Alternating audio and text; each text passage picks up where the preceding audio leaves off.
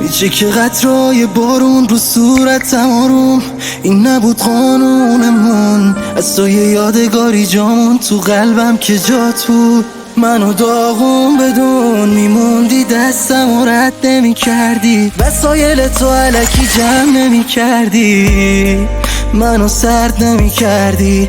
گل من زدی ریشم و کندی. دارن از دردت میپیچم به خودم، دارن از قلبت بیرونم میکنن، این فکر رو دیوونم میکنن، خودم حواسم و پرت میکنم. دارم از دردت میپیچم به خودم، دارن از قلبت بیرونم میکنن، این فکر رو دیوونم میکنن، خودم حواسم و پرت میکنن.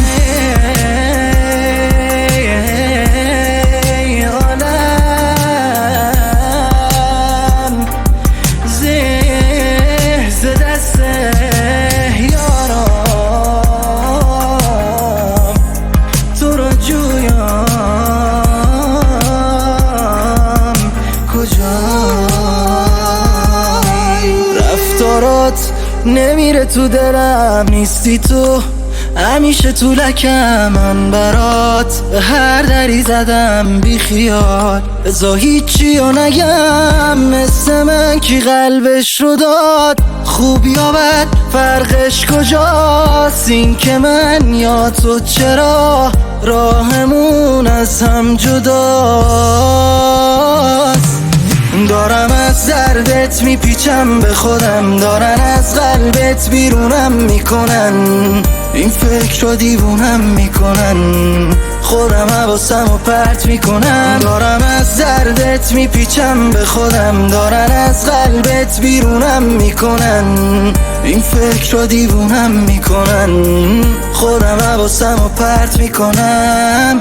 گل من هیچ وقت یادم نمیره اولین باری که دیدمت بارون میومد.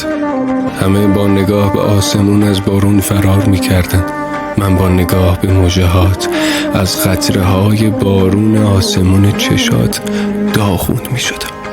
کاش دوباره بارون بیاد، اشک تو چشام، حرف تو صدام، دوباره یادت بیاد. دارم از دردت میپیچم به خودم، دارن از قلبت بیرونم میکنن، این فکر رو دیوونم میکنن، خودم حواسم و پرت میکنم. دارم از دردت میپیچم به خودم، دارن از قلبت بیرونم میکنن، این فکر رو دیوونم میکنن، خودم حواسم و پرت میکنم.